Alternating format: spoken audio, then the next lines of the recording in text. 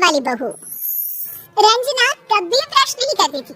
उसे कितनी बार उसके माँ बाप ने डांटा, लेकिन उसका कोई असर उस पर होता ही नहीं था, जिस कारण से उसके दांत पीले पीले हो जाते हैं शादी के बाद। अरे बहू, वैसे तो तुझ में कोई कमी नहीं है, पर तेरे दांत इतने पीले कैसे हैं बेटा?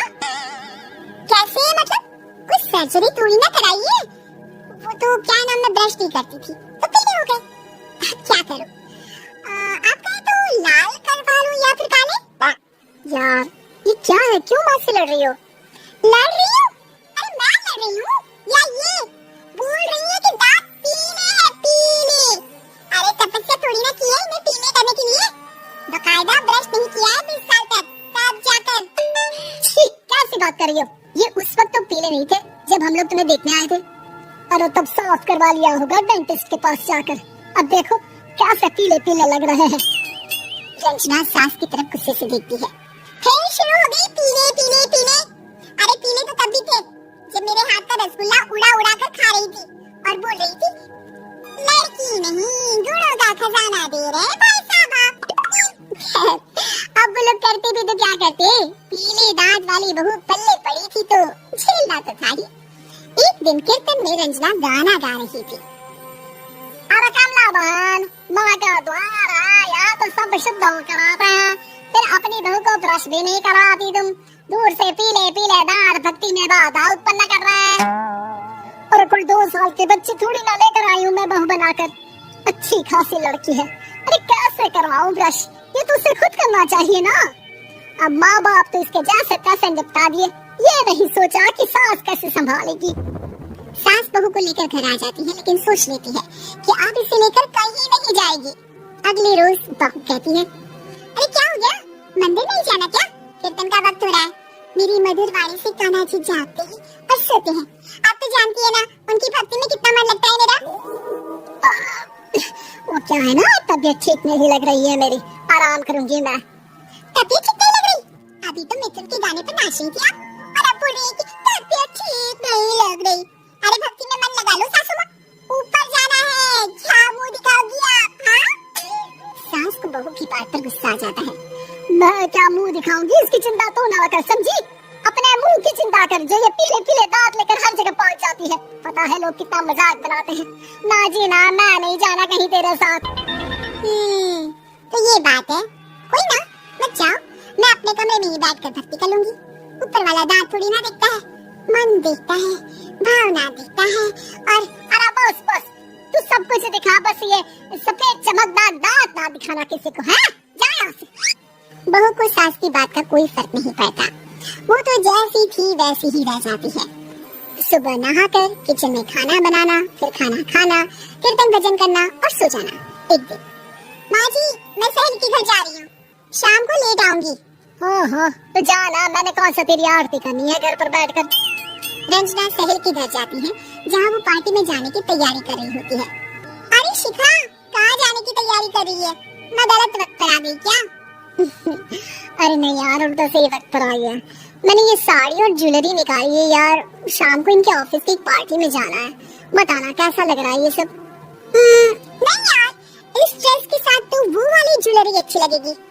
हाँ सही बोल रही है, मैंने ध्यान ही नहीं दिया। वैसे तो हमेशा से मस्त फैशन सेंस रखती है। तो बड़ा जाती होगी ना पति के साथ पार्टी में। रंजना कुछ नहीं बोलती, बस सोचती है कि यार काश ये बात सही हो जाती, पर मैं क्यों नहीं जाती पार्टी में? क्या इन लोगों की कोई पार्टी होती नहीं होगी?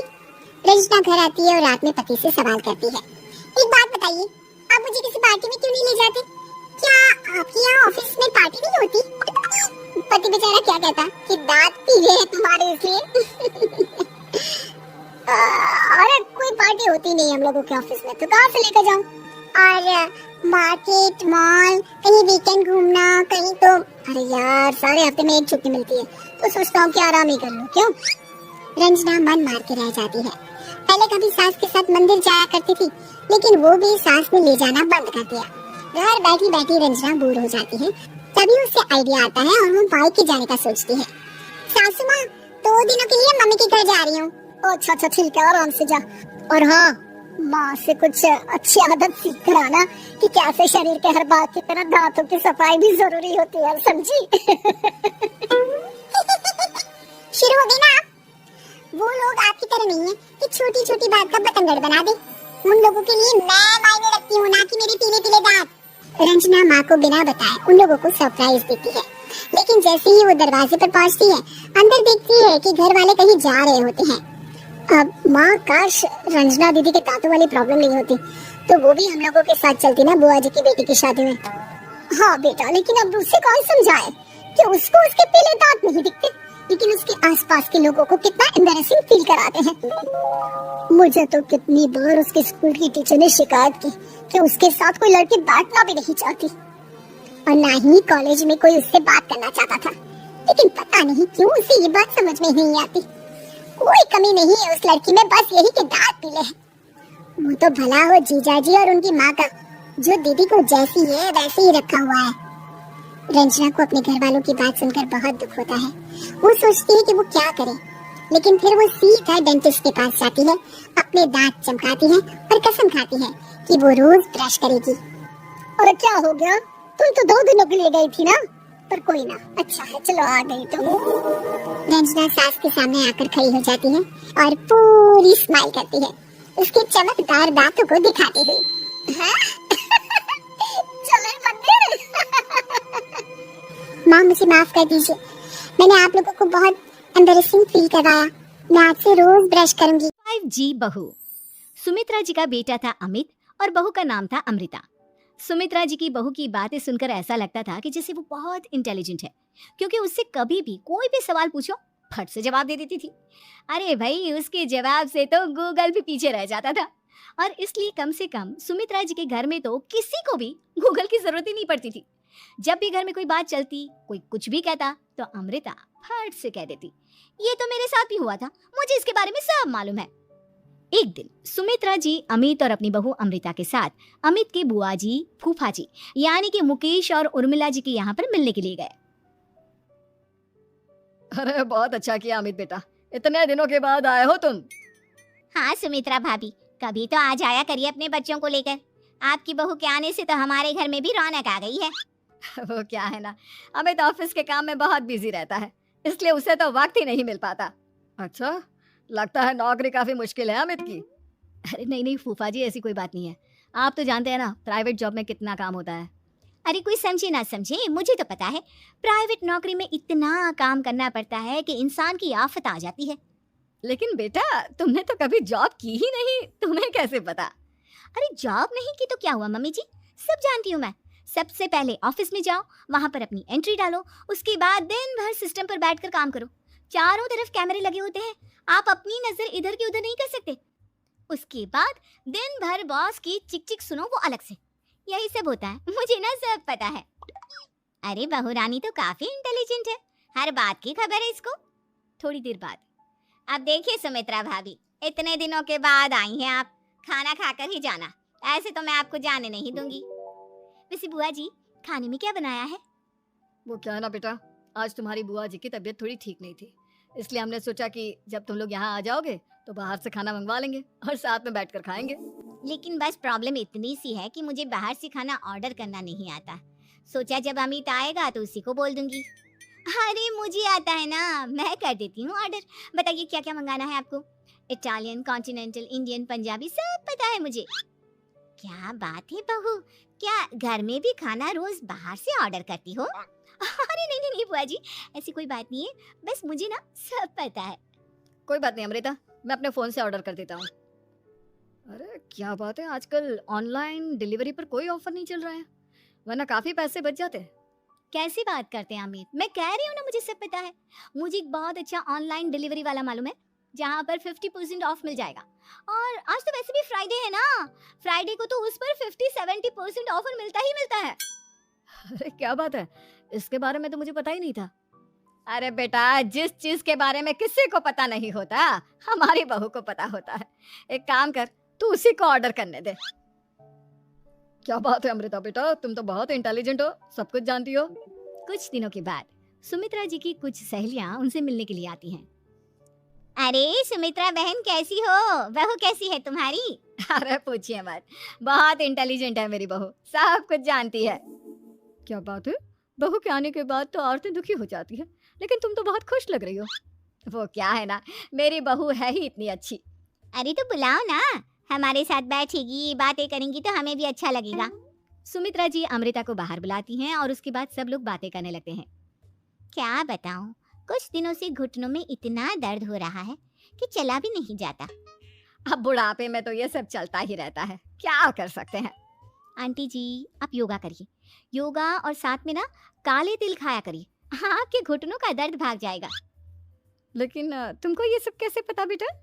अरे मेरे भी घुटनों में दर्द होने लगा था, मैंने योगा किया और काले तिल के साथ गुड़ मिलाकर उनके लड्डू बनाकर खाए, एकदम ठीक हो गए हैं मेरे पैर। अमृता ये तुम क्या कह रही हो? इतनी कम उम्र में तुम्हारे पैरों में दर्द कैसे हो सकता है? अरे मम्मी जी सच कह रही हूँ, एक बार अगर कोई ये नुस्खा अपना लेना बस मजा आ जाए। ठीक है बेटा, अगर तुम कहती हो तो मैं ये करके देखती हूँ। मुझे सब पता है आंटी जी, ये मेरे साथ हो चुका है इसीलिए तो बता रही हूँ मैं आपको, ऐसे नहीं बताती किसी को। कुछ दिनों के बाद अमित अमृता को अपने दोस्तों के साथ घूमने के लिए ले जाता है। क्या यार, क्या जिंदगी हो गई है, सारा दिन ऑफिस का काम करते रहो, अपनी हेल्थ पर तो ध्यान ही नहीं दे सकते। अरे क्यों नहीं दे सकते अपनी हेल्थ पर ध्यान, सब दे सकते हैं, इंसान चाहे तो कुछ भी कर सकता है। क्या बात है भाभी, आप इतनी श्योरिटी के साथ कैसे कह सकती हैं? अरे आजकल ना एक से एक एप्लीकेशन है मार्केट में, और जानते हैं उसमें कुछ एक्सरसाइज तो ऐसी बताते हैं जिन्हें आप अपने ऑफिस में बैठे बैठे, मेरा मतलब लैपटॉप पर काम करते करते भी कर सकते हैं। अमृता ऐसी एक्सरसाइज के बारे में तो मुझे भी नहीं पता था, तुम्हें कैसे मालूम? अरे मुझे सब पता है, हर चीज की खबर रखती हूँ मैं, जानते हैं ना आप। लेकिन ऐसी कौन सी एप्लीकेशन है और ऐसी कौन सी एक्सरसाइज है भाभी? एक मिनट मैं आपको अपने मोबाइल में दिखाती हूँ। अरे वाकई में भाभी तो सही कह रही हैं, देखो यार इसमें कितनी अच्छी एक्सरसाइज दिखाई गई है, अपनी चेयर पर बैठे बैठे एक्सरसाइज भी कर लो, काम भी और हेल्थ भी, वाह भाभी वाह, मजा आ गया। लेकिन अमृता तुम्हें इस बारे में कैसे पता? अब मेरे साथ जो चीज हो चुकी है उसके बारे में तो मुझे पता होगा ही ना अमित।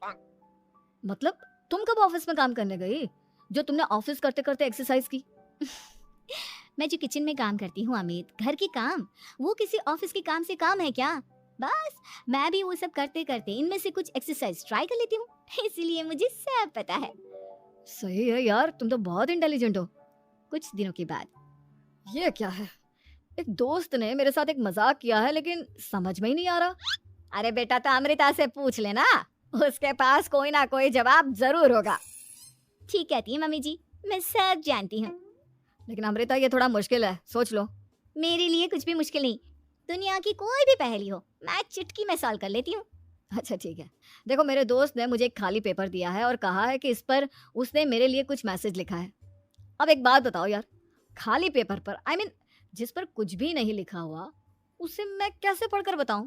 अरे बस इतनी सी बात, इसे तो मैं चुटकियों में सॉल्व कर दूंगी अमित। लेकिन कैसे बहू, इस पेपर पर तो वाकई में कुछ नहीं लिखा हुआ, एकदम खाली पेपर है, कैसे क्या पढ़ोगी तुम? अमित एक छोटा सा काम करो, जल्दी से एक मोमबत्ती लेकर आओ। अरे बहू पेपर में आग लगाने का इरादा है क्या? नहीं नहीं मम्मी जी, इस पेपर पर अमित के दोस्त का लिखा हुआ मैसेज पढ़ने का इरादा है।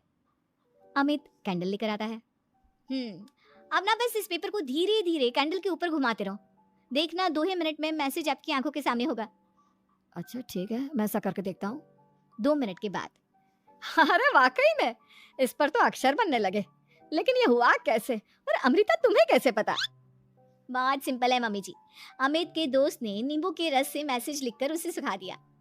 आप अगर मैसेज पढ़ना हो ना तो पेपर को आग के सामने ले जाओ और लेटर्स अपने आप उभर कर आ जाते हैं। वाह बहू, लेकिन तुम ये सब कैसे जानती हो? अरे मम्मी जी, जब मैं छोटी थी ना तो अपनी सहेलियों के साथ ऐसे ही गेम खेला करती थी, ये तो मेरे साथ कितनी बार हो चुका है, मुझे सब पता है। थैंक यू यार अमृता, तुम्हारी वजह से हमें कुछ भी सोचने की जरूरत ही नहीं पड़ती, तुम सब कुछ बता देती हो।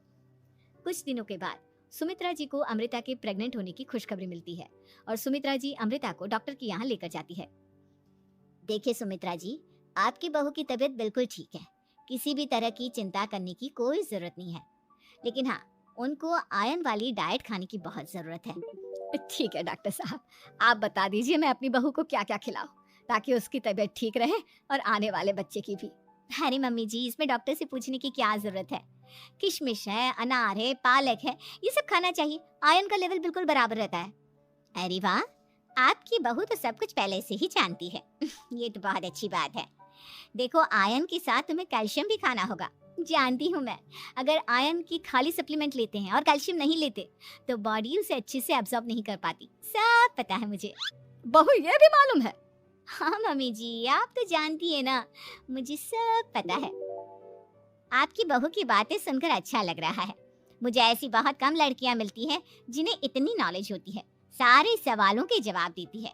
और हमारे इंडिया में तो वैसे भी हालात बहुत खराब है। बिल्कुल ठीक कह रहे हैं आप डॉक्टर साहब, लेकिन मैं उन लड़कियों की तरह नहीं हूँ। बहुत ख्याल रखती हूँ मैं हर चीज़ का। और जानती हैं आप, हमारे घर में तो किसी को किसी चीज़ के बारे में गूगल करने की जरूरत ही नहीं पड़ती। बिल्कुल ठीक कह रही है अमृता। अरे कुछ भी पूछ लो, इसे सब पता होता है। अरे वाह, तुम तो बड़ी कमाल की लड़की हो। चलो, ये तो बहुत अच्छी बात है, लेकिन फिर भी डॉक्टर की सलाह पर पूरा ध्यान देना चाहिए। वैसे क्या चाहिए तुम्हें, बेटा या बेटी? अरे डॉक्टर साहब, कुछ भी हो जाए, बस बच्चा अच्छे से हो जाना चाहिए। मुझे तो दोनों में से किसी से कोई भी परेशानी नहीं। और सुमित्रा जी, आप?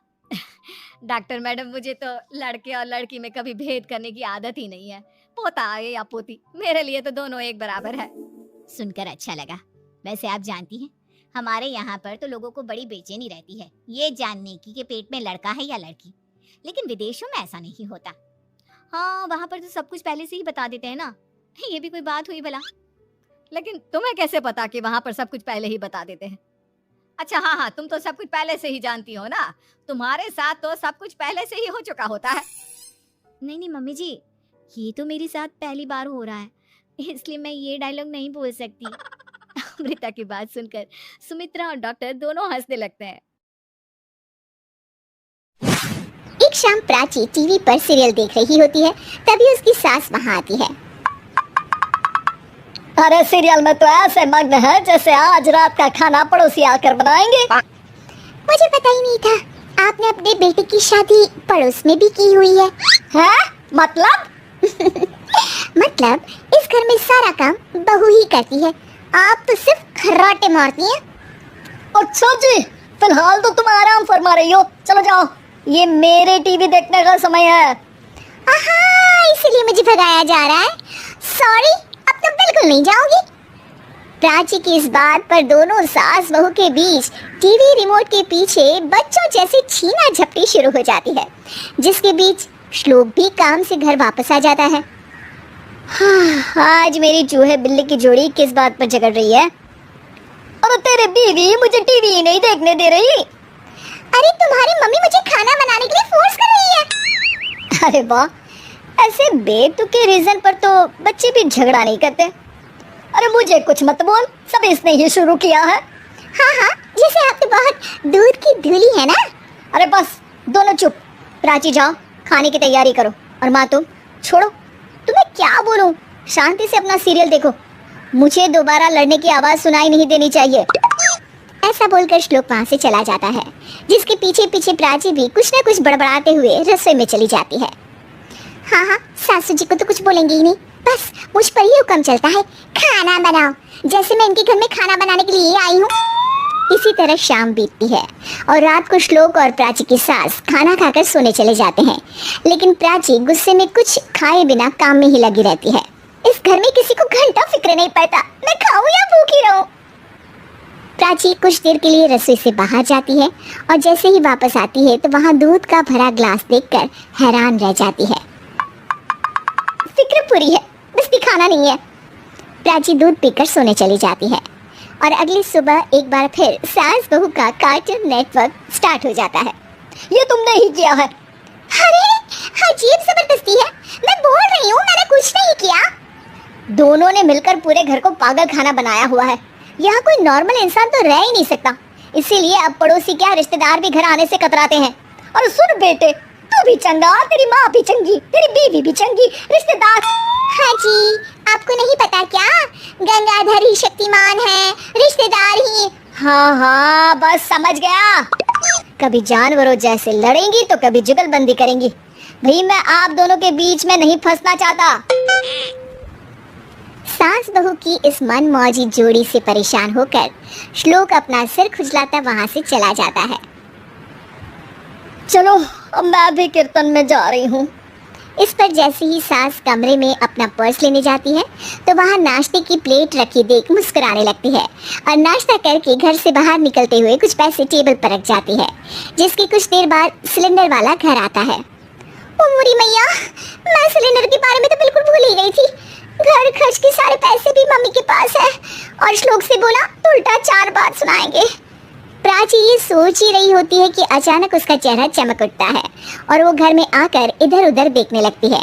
तभी उसकी नजर टेबल पर रखे पैसों पर पड़ती है, जिन्हें वो सिलेंडर वाले को दे देती है। ये सब श्लोक देख लेता है। अच्छा बेटे, इतना बड़ा घोटाला, सबके सामने मैं तेरी दुश्मन और पीठ पीछे तेरी मेरी यारी। इस पर श्लोक एक प्लान बनाता है और शाम को सब एक साथ बैठे होने पर बोलने लगता है। माँ, तुम दोनों की बहुत लड़ाई होती है, इसलिए मैं सोच रहा हूँ कि प्राची को उसके घर छोड़ाऊँ। इससे वो भी खुश रहेगी और तुम भी। अचानक श्लोक की ये बात सुनकर सास बहू शौक से उसकी तरफ देखती हैं। अरे ऐसे कैसे घर छोड़ाओगे? मुझे कहीं नहीं जाना। अरे तुमने बोला नहीं पर मैंने सुन लिया। तुम्हें मम्मी के साथ रहना अच्छा नहीं लगता, मुझे पता है। अरे जब बहू खुद कुछ काम बोले तो वो तुझे सुनता नहीं, और अब जो इसने बोला ही नहीं वो तू समझ गया। जब उसे नहीं जाना तो फिर जबरदस्ती क्यों कर रहा है? अच्छा, फिर आपको मौसी के घर छोड़ाता हूँ। बस अब आप दोनों एक घर में एक छत के नीचे नहीं रह सकती। मैं इस टॉम एंड जेरी की जोड़ी को और नहीं झेल सकता। है? ऐसे कैसे नहीं रह सकते? तुम्हें इतनी दिक्कत है तो तुम्हारा बोरिया बिस्तर पैक कर देती हूँ, लेकिन मम्मी जी कहीं नहीं जाएंगी। बिल्कुल यही सुनना था मुझे। अगर दोनों में इतना ही प्यार है फिर हर वक्त ये लड़ाई का नाटक क्यों करती हो? देखा मैंने कैसे माँ किचन में दूध रखती है और तुम उनके लिए कमरे में नाश्ता रखती हो, और कैसे वो पहले ही तुम्हारी दिक्कत समझकर घर में पैसे रखकर बाहर जाती है। अरे भाई, इतना ड्रामा तो डेली सोप में भी नहीं होता जितना तुम दोनों ने इस घर में फैलाया हुआ है। तू हमें टॉम एंड जेरी बोलता है ना, तो याद कर वो दोनों भी एक दूसरे को बाहर वालों की बुरी नजर से बचाने के लिए हमेशा सबके सामने लड़ते थे, लेकिन अकेले में दिक्कत के समय मदद भी तो करते थे। बस हमारा रिश्ता भी कुछ ऐसा ही है।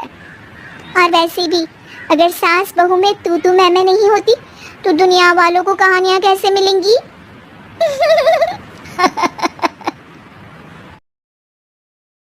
ये कहानी है लक्ष्मी की, जो सेठ बलदेव सहानी के घर की लक्ष्मी थी।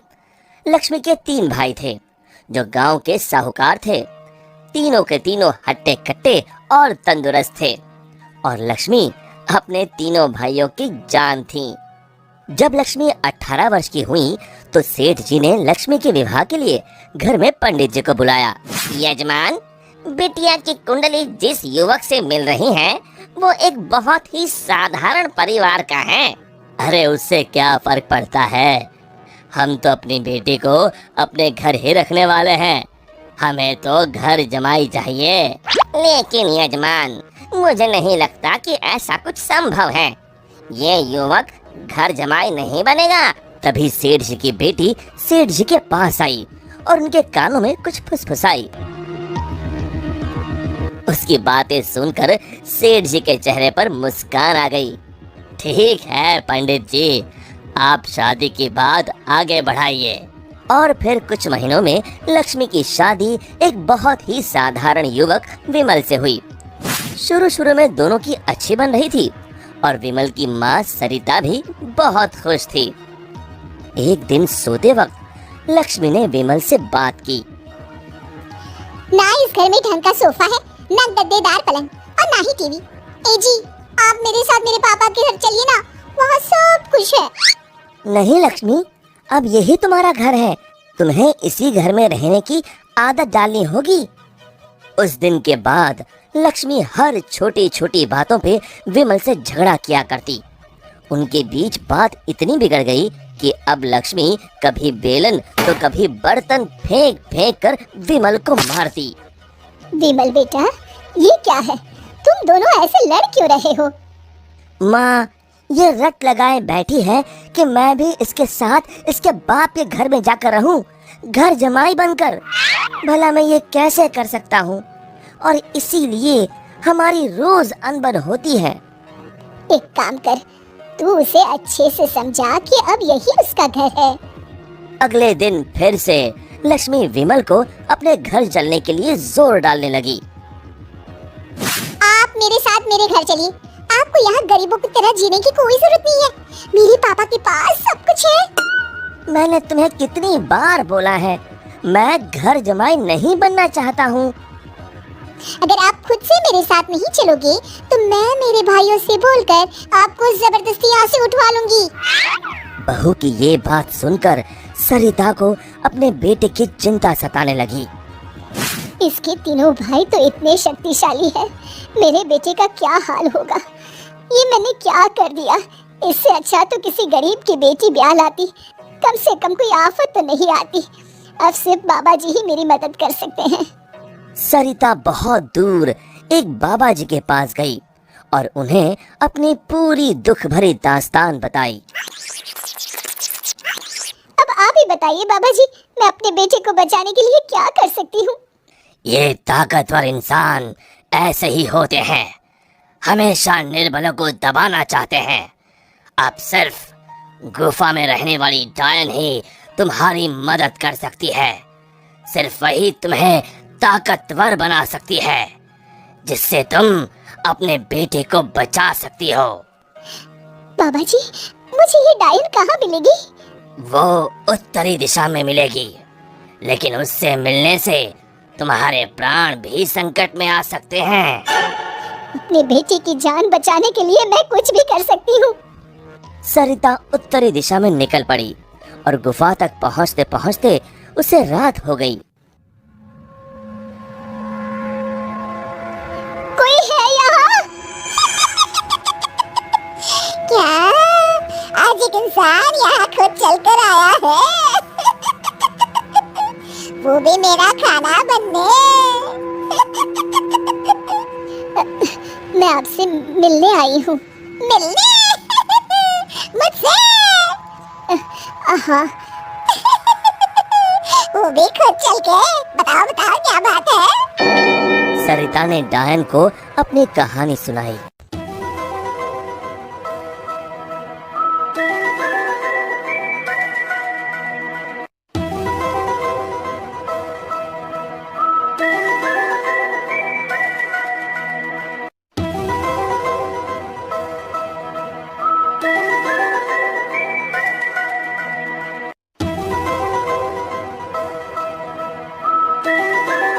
उपाय तो है, लेकिन बहुत कठिन है।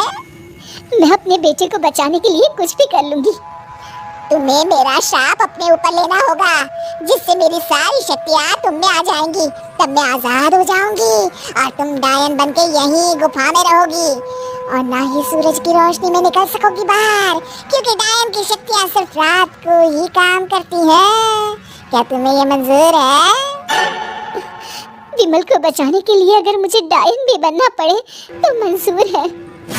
डायन ने कुछ जादू किया और डायन की सारी शक्तियाँ सरिता में चली गईं और अब डायन आजाद होकर एक औरत बन गई और सरिता डायन बन गई। यहाँ पूरा दिन हो गया था। विमल ने गांव में जाकर माँ को ढूंढा, लेकिन माँ कहीं नहीं मिली। रात को वो घर पहुंचा तभी लक्ष्मी उस पर बरस गई। ये सब सरिता अपनी शक्तियों से देख रही थी और उसी समय सरिता डायन के रूप में वहां पहुंची। सरिता को डायन के रूप में देखकर उसके पैरों से मानो जमीन खिसक गई। सरिता जोर जोर से हंसने लगी।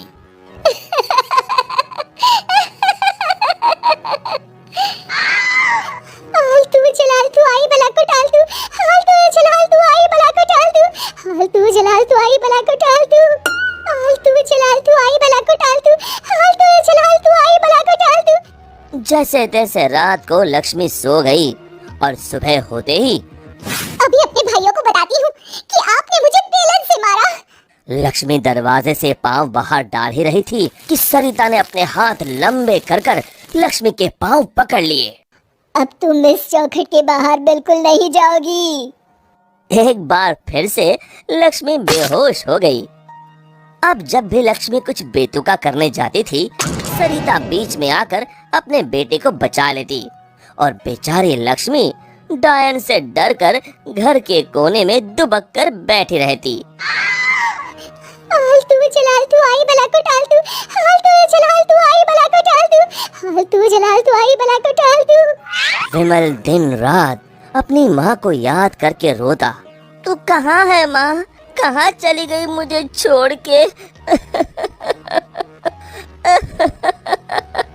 बेटा विमल, मैं यही हूँ तेरे पास, लेकिन इस डायन के रूप में। ये सब सुन विमल बहुत डर जाता है। डर मत बेटा, बस मुझसे तेरा दुख नहीं देखा जा रहा था, इसलिए मुझे ये सब करना पड़ा। ये सब पीछे खड़ी लक्ष्मी सुन रही थी। तभी सरिता ने उसे अपनी शक्तियों से दीवार पर लटका दिया। जा रही हूँ, मगर एक बात समझ ले, मेरे बेटे को परेशान करने की भी तूने या तेरे घर वालों ने सोची तो मैं यहाँ फिर आ जाऊंगी। जी जी जी माँ जी। तभी तो कहते हैं माँ से बढ़कर दुनिया में कुछ नहीं। माँ एक वरदान है जो अपने बच्चों के लिए कुछ भी कर सकती है। दोस्तों, हमें उम्मीद है कि आपको हमारी ये कहानी पसंद आई होगी। कृपया हमारे चैनल को सब्सक्राइब करें और सभी अपडेट्स के लिए बेल आइकन जरूर दबाएं। और हाँ, वीडियो लाइक और शेयर करना मत भूलिएगा। Bye bye.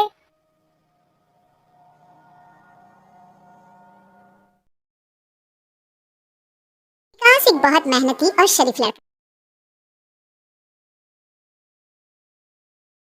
है।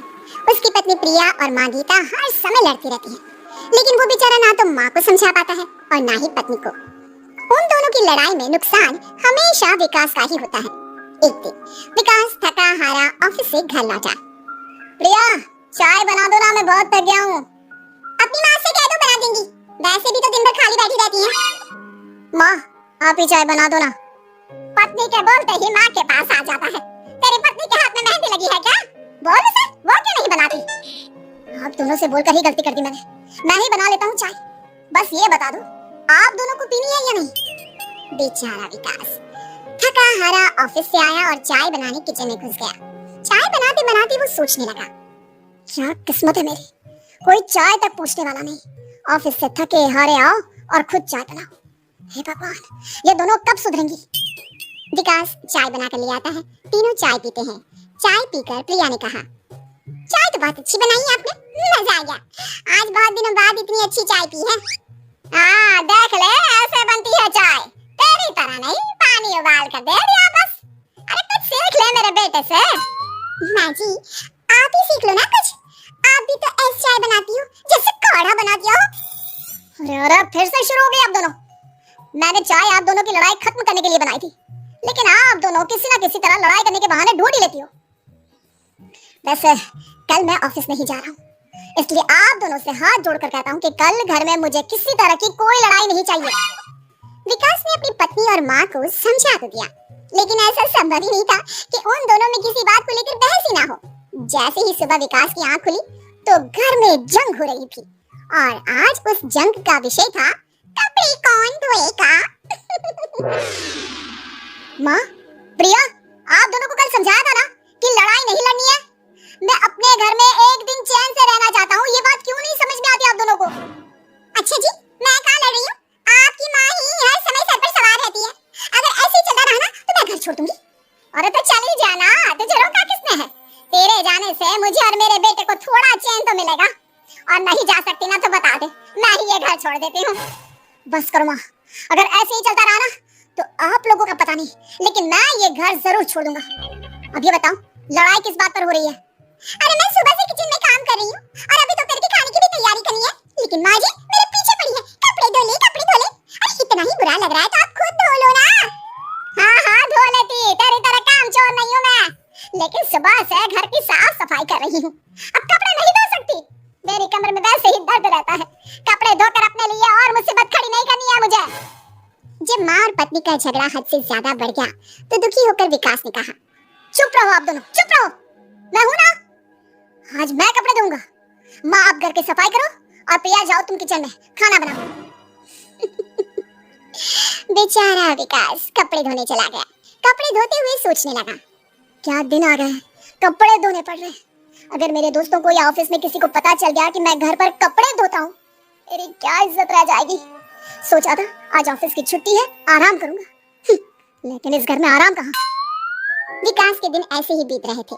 वो जब भी ऑफिस से घर आता या घर से ऑफिस जाता तो उसकी माँ और पत्नी लड़ना शुरू कर देती। उनकी लड़ाई को शांत करने के लिए उसे कभी बर्तन धोने पड़ते तो कभी खाना बनाना पड़ता।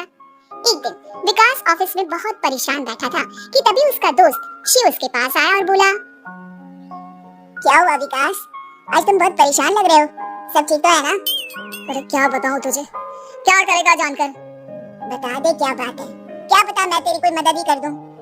शिव के बार बार कहने पर विकास ने उसे सारी बात बता दी। यार मेरी बीवी और माँ दोनों आपस में लड़ती रहती है, उनके बीच लड़ाई ना हो इसके लिए मैं उनके साथ घर का काम करवाता हूँ। समझ में नहीं आता दोनों को कैसे समझाऊं। अगर दोनों में से किसी से भी कुछ बोलता हूँ तो घर छोड़ने की धमकी देकर मुझे चुप करा देती है। समस्या तो बहुत गंभीर है, लेकिन इसका समाधान है मेरे पास। अब तेरे घर में जब भी लड़ाई हो तू मुझे बता देना, ताकि मैं संभाल लूंगा। शिव ने विकास को सारी बातें समझा दी। शाम को विकास घर पर पहुंचा तो वहाँ पहले से ही लड़ाई का माहौल था। क्या हुआ माँ, आज किस बात पर लड़ाई हो रही है? तेरी कामचोर पत्नी ने आज सुबह से बर्तन नहीं धोए। मैं बोल रही हूँ बर्तन धोने के लिए तो मुझसे लड़ रही है। और बेटा अब तू बिना मुझसे लड़ने मत लग जाना, नहीं तो मैं घर छोड़ दूंगी। हाँ प्रिया, क्या है ये सब, तुम क्यों माँ से झगड़ रही हो? अरे मुझसे क्यों पूछ रहे हो, मैं तो दिन भर काम में लगी रहती हूँ। अपनी माँ से पूछो, जब तक मुझसे लड़ नहीं लेती ना इनके दिन की शुरुआत नहीं होती। और अब अगर आपने ज्यादा सवाल जवाब किया ना तो मैं घर छोड़ दूंगी। हाँ। जब दोनों की लड़ाई हद से बढ़ गई तो विकास ने शिव को फोन किया। शिव अपने साथ दो औरतों को ले आया। आप दोनों हमेशा लड़ती क्यों रहती हो, और आप दोनों को कुछ समझाओ तो समझ में नहीं आता, और ऊपर से घर छोड़ने की धमकी अलग से देती हो। अब एक काम करो, आप दोनों अपना अपना सामान उठाओ और निकलो यहाँ से। मैं अपने लिए नई पत्नी और नई माँ ले आया हूँ।